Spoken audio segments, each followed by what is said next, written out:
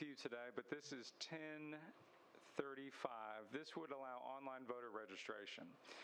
So slowly but surely, we are modernizing for a digital world here in Arkansas. As we all know, we'll soon offer a digital driver's license. Our most sensitive transactions like banking and paying taxes are done online, and many services are only offered online. I wish that this actually were a cutting-edge idea to make Arkansas a leader in modernization and customer service, but actually it just catches us up to where we should have been 20 years ago. Online voter registration is old news. It was first done in Arizona in 2002 and is now adopted in 42 states, as well as the District of Columbia and even Guam. No state that has offered online registration has gone back on it, and it now, at this point, is a fully vetted, fully integrated, easy-to-implement service. So it's actually, and I didn't fully realize this until I looked into it, but it's actually already available as part of the existing software that the state has a contract with, which is available in all 75 counties. It's just not activated in Arkansas because it's not been authorized in law. So for a long time, since 2005, Arkansas has had a vendor that provides a suite of applications that manages our statewide voter database. One of those applications you may be familiar with is Voter View, and that is where currently it's used as a public-facing portal. People can check their registration, see if they're registered, see their sample ballot, and other things like that. Voter View is actually how people would register to vote online. It would need to be activated, but the functionality is there, and it's actually available at no additional cost. We would just have to turn on the functionality if it were legal here in Arkansas, configure the online form to match our voter registration requirements, and everything that a voter provides in their current paper application would also be required in the online application. Briefly, and then I will move along, answer questions, and we're both available to answer questions if any deal with issues of implementation. But I do want to talk about the benefits to both the state and the public. The benefits to the state, I believe there's really three principal benefits. Number one, it solves a problem of incomplete applications. Currently, clerks get some applications where not every field is filled in, and that's both at the DMV and that's through the paper applications. This would eliminate that issue because the way the form works, you don't get to advance to the next screen unless you input into every field that you have to input in. So that will avoid the time of the clerk's office trying to rectify the issue of incomplete applications or just someone not getting to register. Number two, when a clerk gets an online registration, that data that's going to go into the voter file is already in the form. It needs to be the electronic form. So that will remove the need for a lot of manual data entry that's currently done in the system. In Maricopa County, Arizona, there was a case study that found that processing a paper registration form costs 83 cents compared to 3 cents for electronic registration. So over time, online registration absolutely will save the state money. And finally, the bill requires the Secretary of State to develop additional integrity measures in rule on online registration only beyond what is required for paper applications to reduce the chance of registration fraud. And to be clear, registration fraud is rare. The Heritage Foundation found only 182 cases over a 22-year period nationwide, but that's not zero, so we should take it seriously, which is why, again, we have a higher threshold for online registration that the Secretary of State will be tasked to develop. As with every voter, when someone registers online and then comes in to vote, they have to produce a photo ID. Their name, likeness, and address will need to be matched. But even more importantly than the benefits to the state are the benefits to the public. Government is in the business of customer service, and when at all possible, it is simply good customer service to offer a service in the way people want to access it. This offers the choice of an online option, which many people find more convenient, and that alone is a good reason to do it. Number two, it's good for people with disabilities. So last session when I presented this bill, advocates for the disabled community spoke in favor of it, in particular the benefits for people who are blind or have low vision and can use their own integrated accessibility tools like speech-to-text to complete online forms much more easily than paper forms. And finally, it's been shown to increase rates of registration and voter turnout. And the effect is particularly noted among young voters who might not even own a printer or mail letters customarily. Arkansas is second worst among states in registration and third worst in turnout, so we have a long way to go in this area. Why not try something that we know will work and will help increase that? And also just want to say why, because some of these bills do deal with voter turnout, and I think the question comes up, why do we care if people vote? It's critical to the health of our democracy. Number one, voting translates popular will into public policy. As more citizens vote, the composition, orientation, and goals of government will more closely match the will of the people, and carrying out the will of the people is the fundamental task of representative democracy. Number two, voting keeps elected officials accountable. And number three, it makes citizens feel invested in their government, which leads to further engagement and productive citizenship and less alienation and frustration. With that, I'm happy to take any questions. Representative Collins has explained the bill. Are there any questions by the committee? Representative Hawk, you're recognized. Thank you, Mr. Chair. Well, Representative Collins, I've worked a lot with the SOS on digitizing things. Where do they stand on this as far as implementation? Do they even need an input on this? I'm just asking, just as far as the voter registration goes. Yeah, I haven't heard from them on this. I know that the clerks have not taken a position, and I know our clerk here supports it. So it's really out of, it is handled by the clerks for the most part, and I think it's a public policy issue that really is up to us. So I guess follow up, or I guess I get leeway.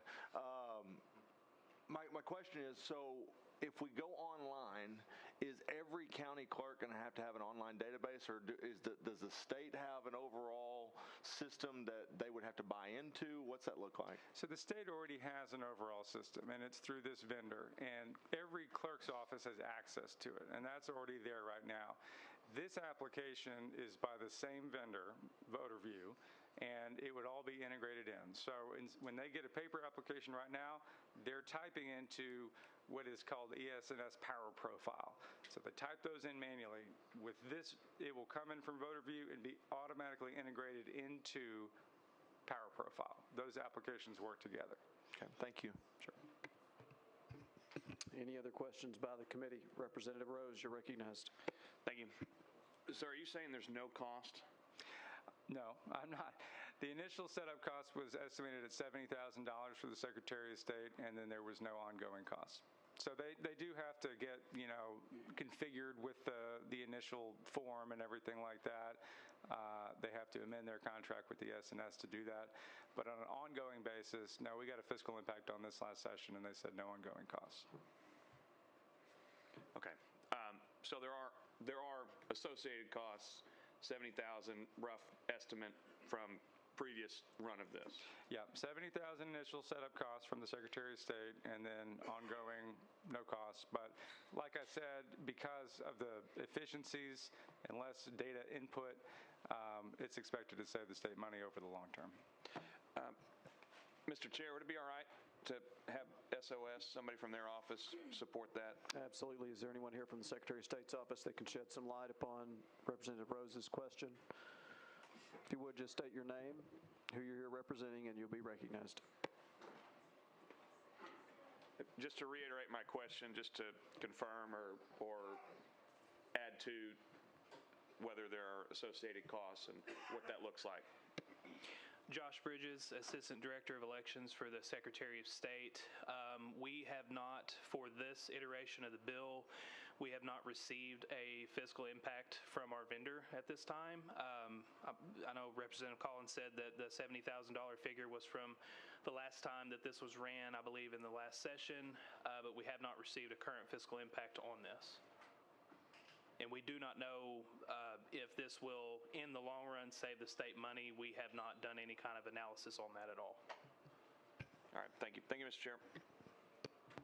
Representative Hawk, you're recognized. Thank you, Mr. Chair. I just, I know whenever I was, and I keep going back to this, when we worked together on the digitizing of the election reports, right?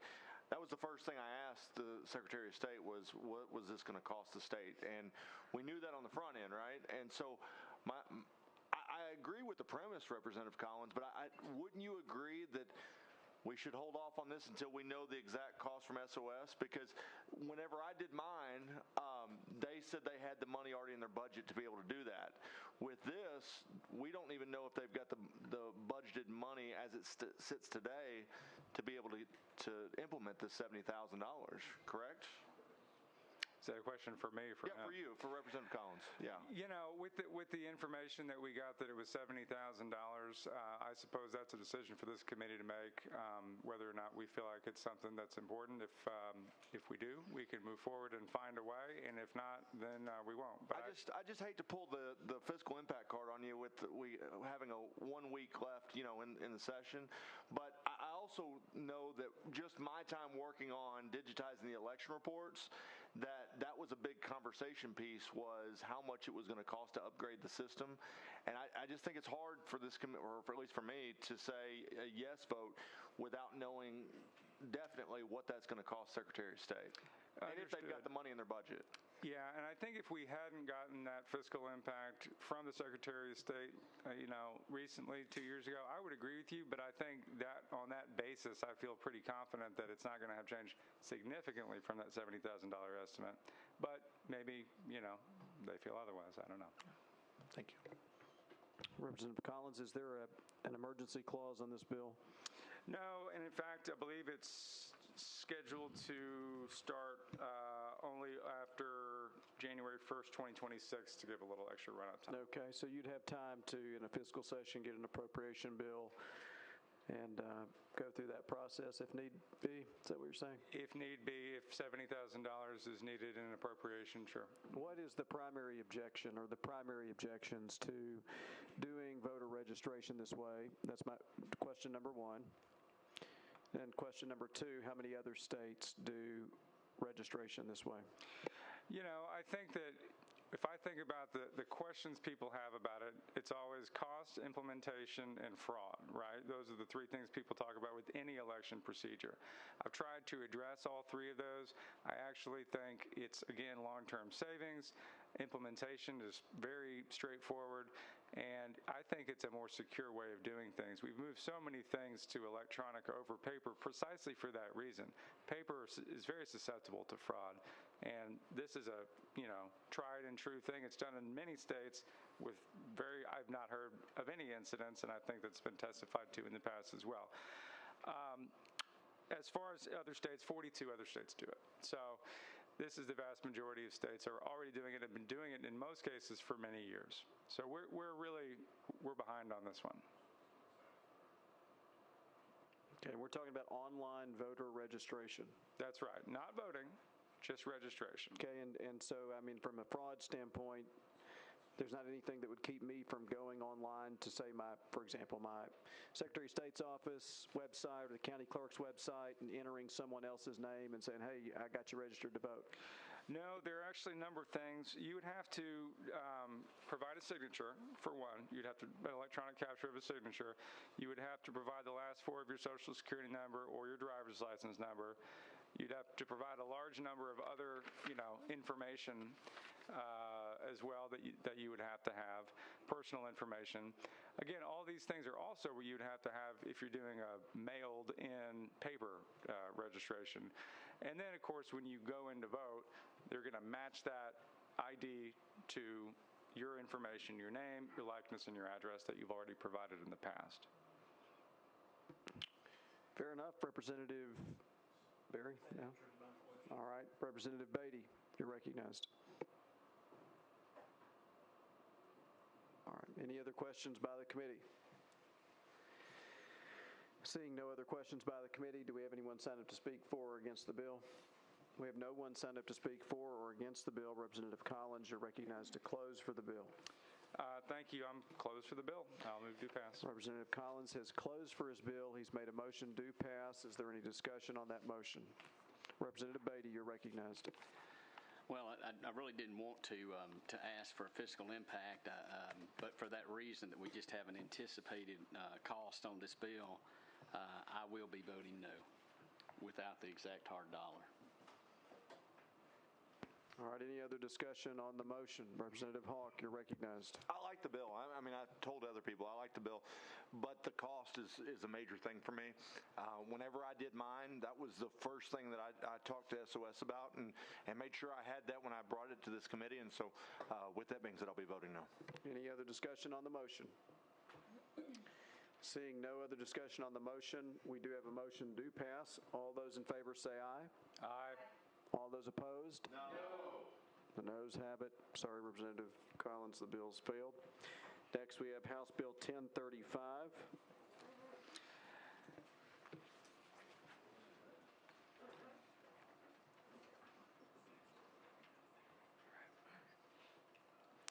So, Representative Collins, we just ran 1037, correct?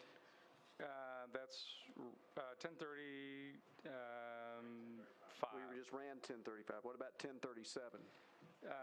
I don't see 1037 up there. I have House Bill 1037, an act to create the pre-registration to vote act. 1035 was to create the online voter registration act. We ran that last week. I'll pass over 1037. Okay, very good. So then we have House Bill. So all of that was on 1035. Correct. So next we have House Bill 1036 to amend the law regarding or concerning voter registration to allow voter registration during early voting and on Election Day. I'll pass over that one too, if that's all right. Okay. Then we have House Bill 1038 to create the No Excuse Absentee Voting Act of 2025. You prepared on that? Yes. All right. Representative Collins, you're recognized. Okay, this is just what it says. This would allow anyone to vote absentee without needing a reason. Currently, you can only vote absentee if you'll be unavoidably absent from the polls on the date of the election, have an illness or disability, or for religious reasons. Voting, as we mentioned, is important for our democracy and something people want to do. If someone has a mobility issue, busy work schedules, taking care of a sick parent, or just finds it more convenient to vote absentee, why not let them do that? We already allow this form of voting, and this would just be extending the opportunity to more Arkansas citizens. 36 states already offer no excuse absentee voting. So this is, again, well-trodden territory, and over 60% of Americans support it. Here, there would be no cost, and in fact, costs again should be reduced because of the simplification of the absentee ballot form. If we can get that back to one page, that would save on printing and mailing costs.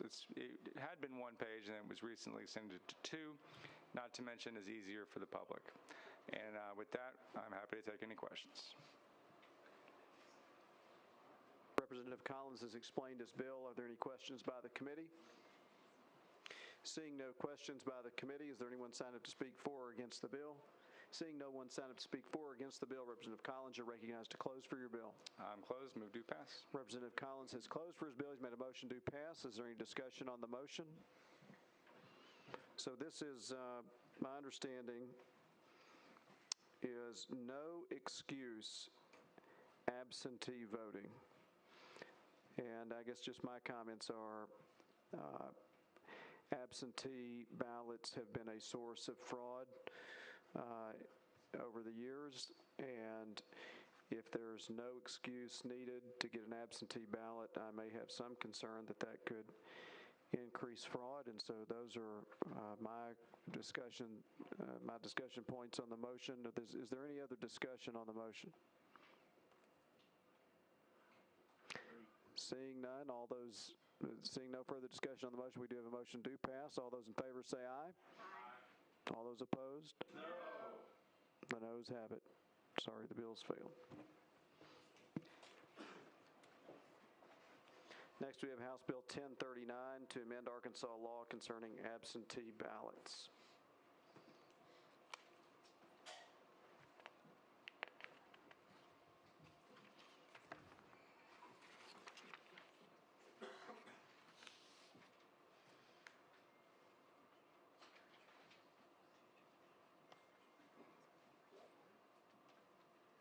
Representative Collins. Thank you. Okay, so 1039 is very simple. It would just go back to how we handled absentee ballots prior to 2021.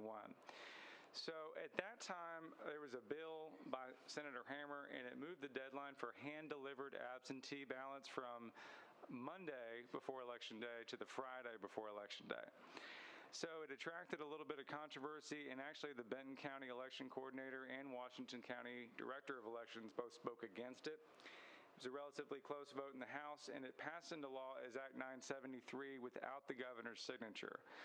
The governor at that time said it unnecessarily limits the opportunities for voters to cast their ballots prior to the election.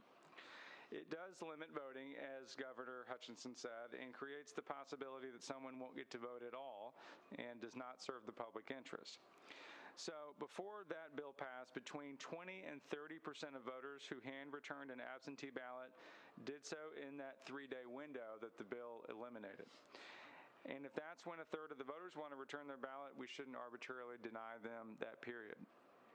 The other point, and this was actually raised by that Benton County coordinator, is that the deadline to request an absentee ballot is 7 days before the election. And so that creates a pretty good possibility that if they mail that out, they won't get that before the Friday of the election. Friday before the election. And so that creates this impossible situation where you can validly request an absentee ballot, but not get it in time to hand return it. If it were moved back to Monday, those extra 2 mail days would really make a big difference in terms of time. There's also really no rational justification for the Friday deadline. So part of the rationale that Senator Hammer gave at the time was that he had a companion bill that would have gotten rid of early voting on Monday so that this bill would lend consistency. But that companion bill never passed, so we have inconsistency. And accepting hand-delivered absentee ballots on Monday really does not create a significant administrative burden on counties either. Either way, people are going to come in and try to hand-deliver those ballots. It's just going to be whether or not the clerk tells them, you have to go drop those in the mailbox, or they can accept them and process them.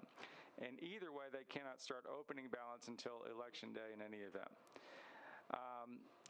So I think basically that's it. This would go back to the way the law was. The law worked, and the law made it easier to vote.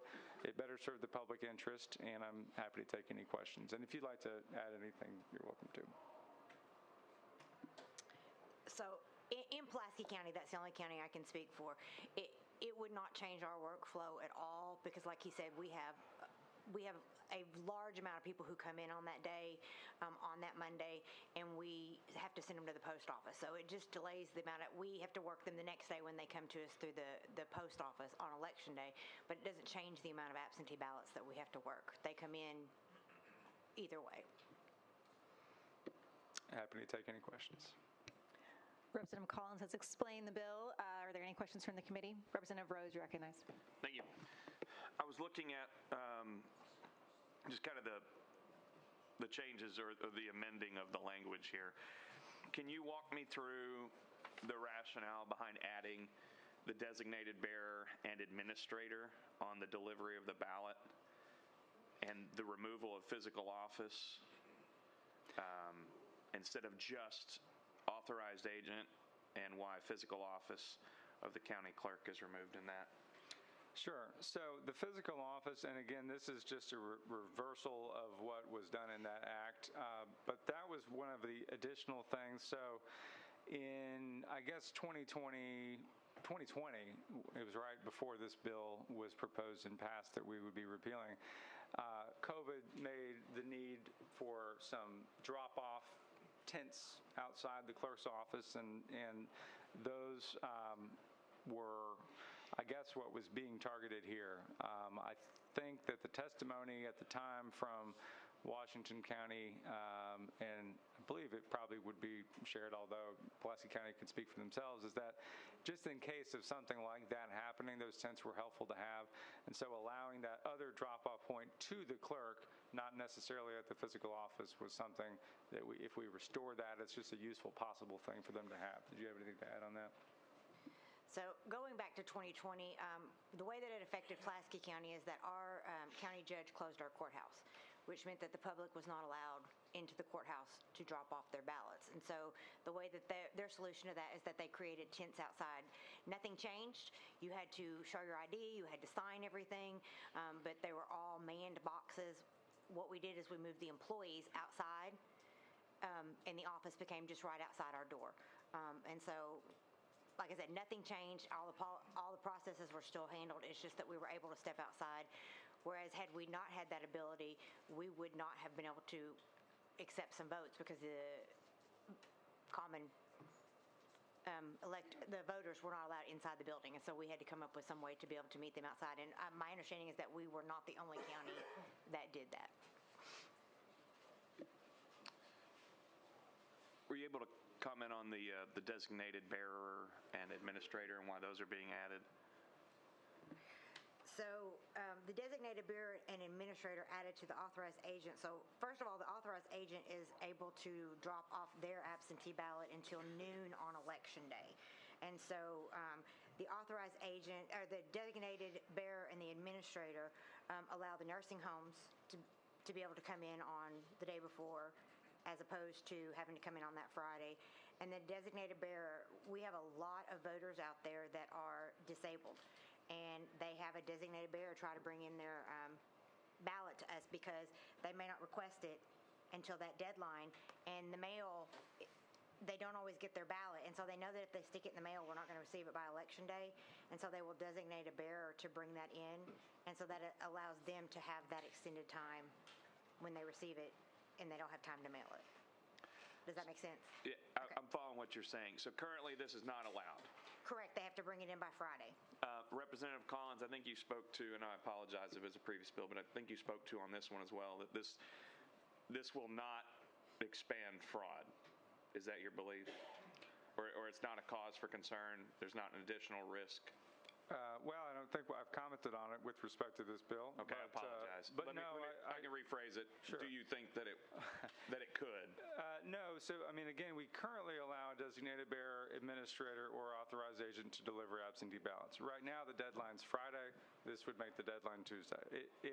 I don't know. I don't think it would increase fraud because it's not changing who can deliver the absentee ballot.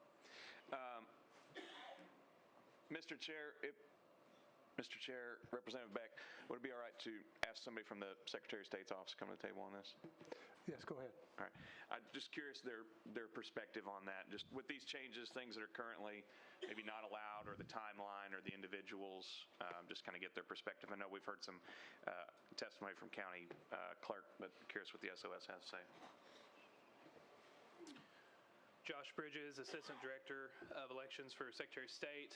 Representative Rose, I want to rephrase your question, make sure I understand. Your concern is, will changing these deadlines open the door for fraud? Is that correct? Yes, changing the deadline, just removing, I guess, what was already instituted in the previous, what's in the law and what was the previous bill that Representative Collins referenced. So as Representative Collins stated, these deadlines were changed back in 2023 by legislation. So Representative Collins' bill would revert back the deadlines to what they were prior to 2023. So in terms of the sample size from, the 2024 election cycle, I don't know that this would necessarily open up the door for more fraud, simply because we don't have a good sample size of that data. Okay, thank you. Thank you, Mr. Chair. I think next up we have Representative Ray. Representative Rose asked my question. All right, seeing no other questions from the committee, is there anyone here to speak for or against the bill? Wait, do we have any? All right, seeing none, Representative Collins, you're recognized to close for your bill. I'm closed. I'll move to pass. Okay, we have a motion to pass. Is there any discussion on the motion? Seeing none, all those in favor say aye. Aye. All those opposed? No. No. I'm sorry, Representative Collins, your bill has failed. Thank you.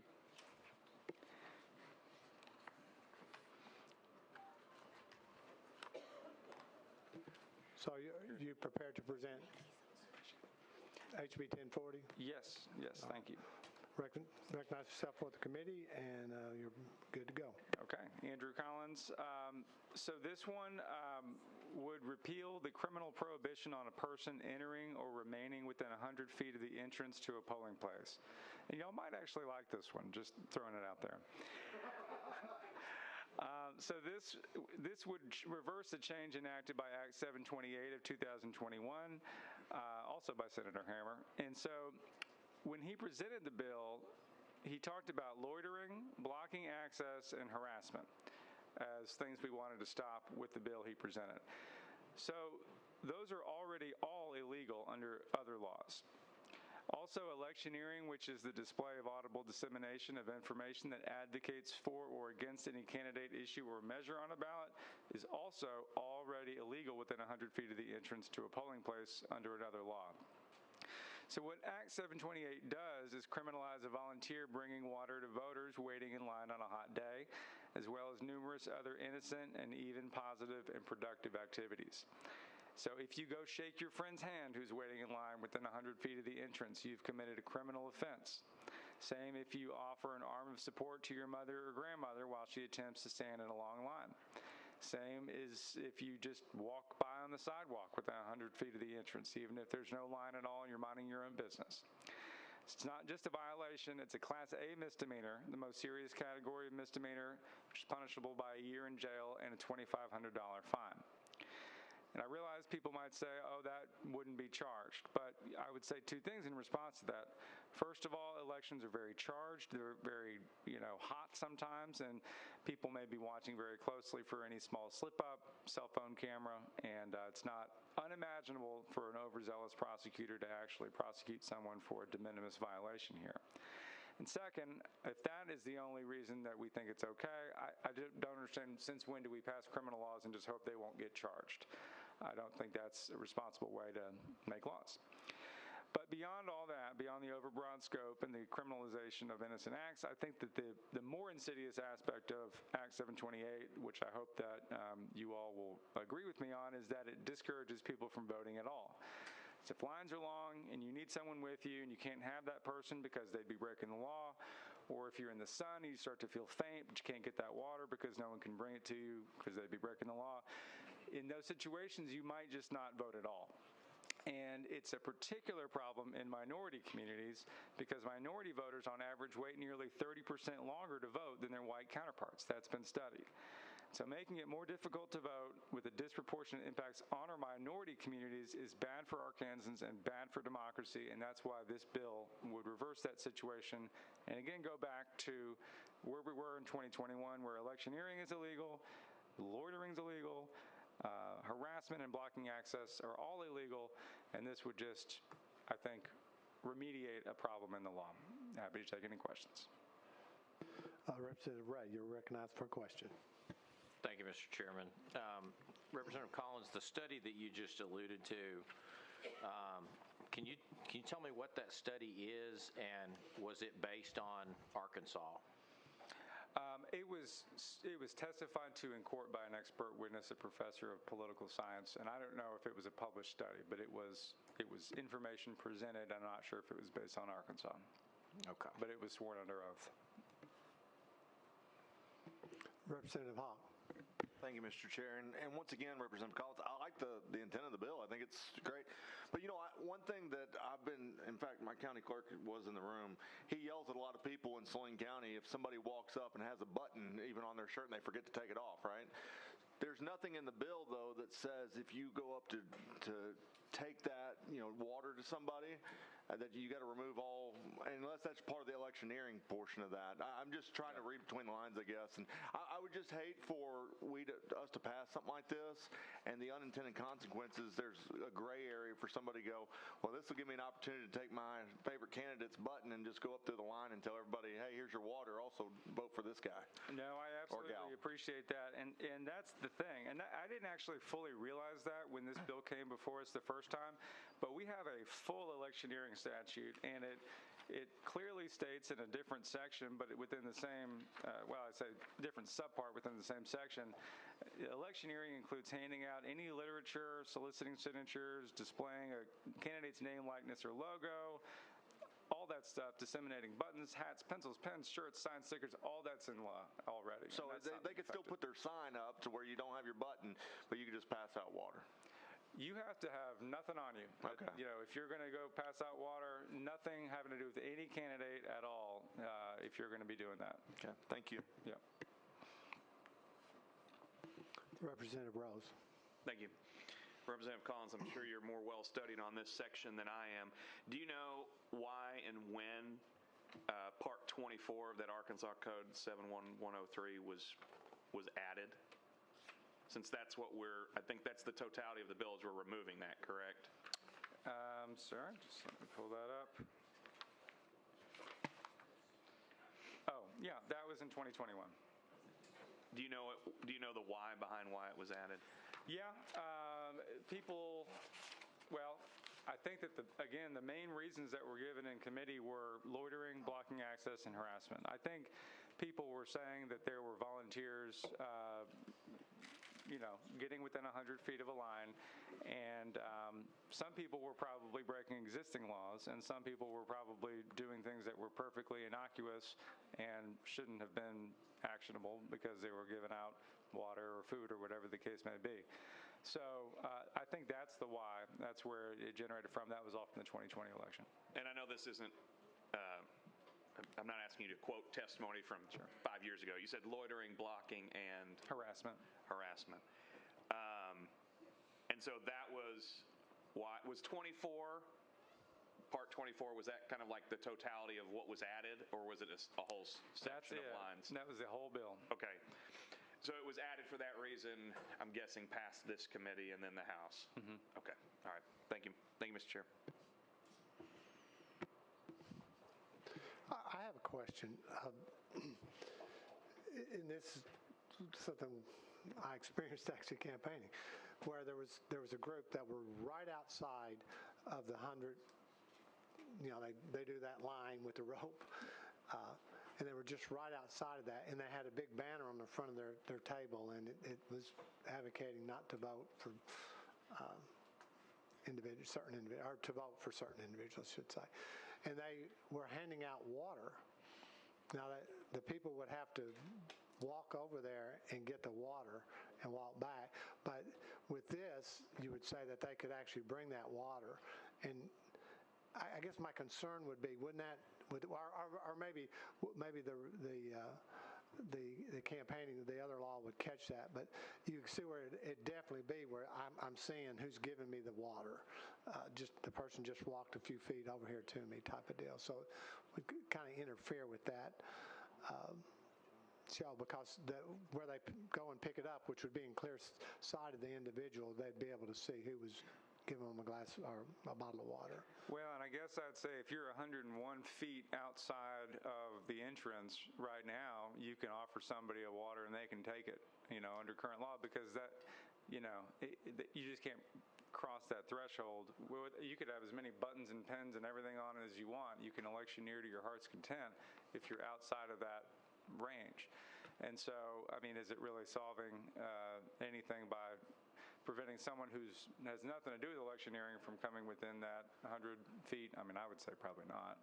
But I guess my concern there would be, that's a little bit of a fuzzy line, right? Could I, you're right. Maybe if I just had some water over there and I could just carry it in there, that would certainly be all right. But now I'm getting the water from an obvious location where I'm advocating a vote for someone.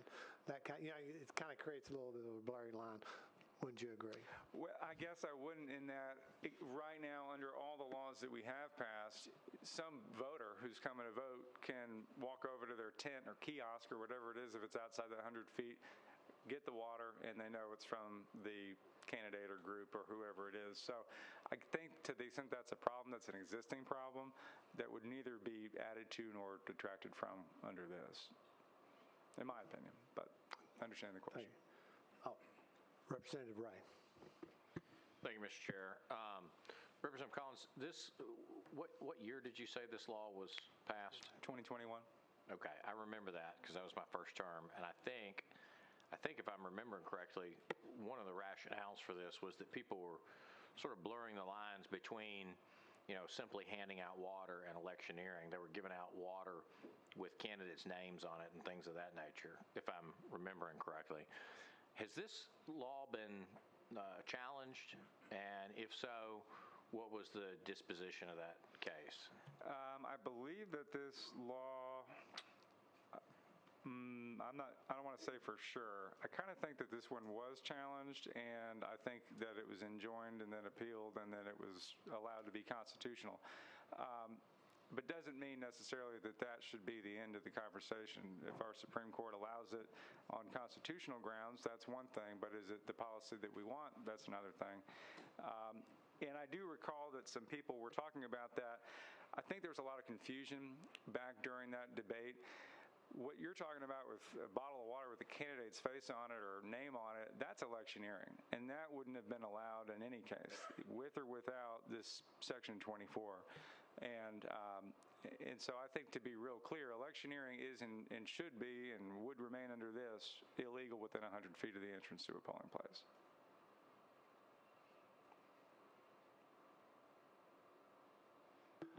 Seeing no other questions, there's no one signed up to speak for or against the bill. Is there anyone in the group that would like, the audience would like to speak either for or against the bill? Seeing none, Representative Collins, you're recognized to close for your bill.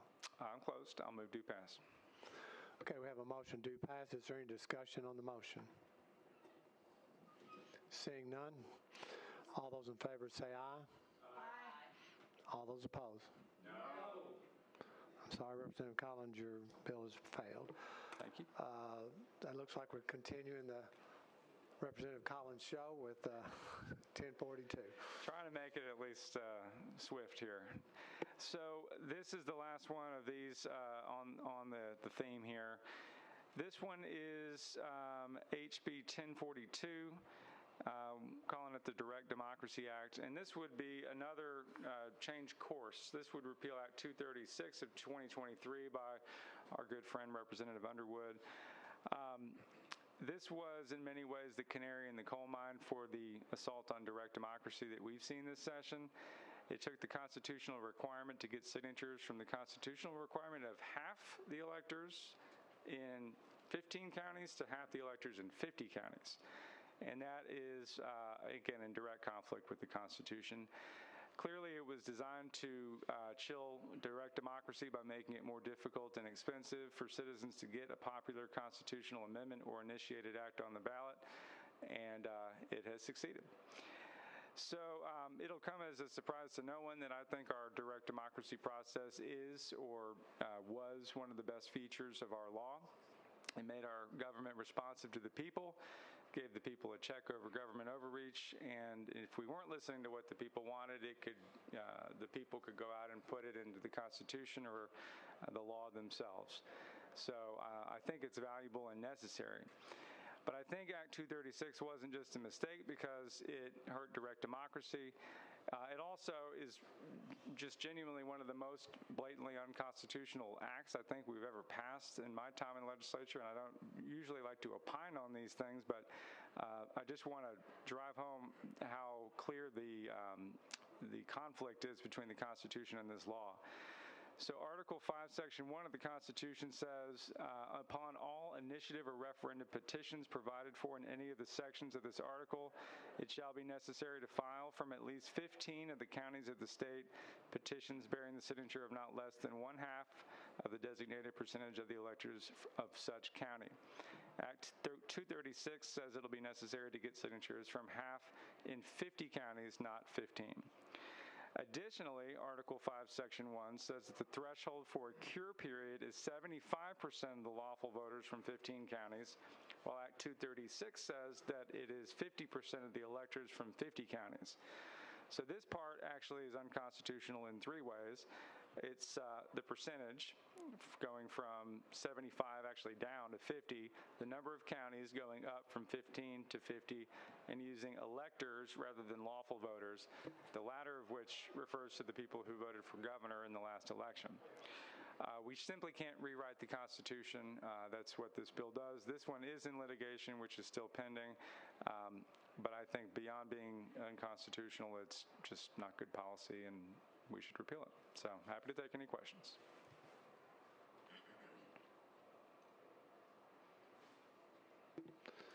Are there any questions from the committee? All right, seeing none, do we have anyone to speak? We have no one to speak for or against the bill. Is there anyone in the audience that would like to speak for or against the bill? Seeing none, Representative Collins, you're recognized to close for your bill. I'm closed. I'll move due pass. We have a motion due pass. Is there any discussion on the motion? Seeing no discussion, all those in favor say aye. Aye. All those opposed? No.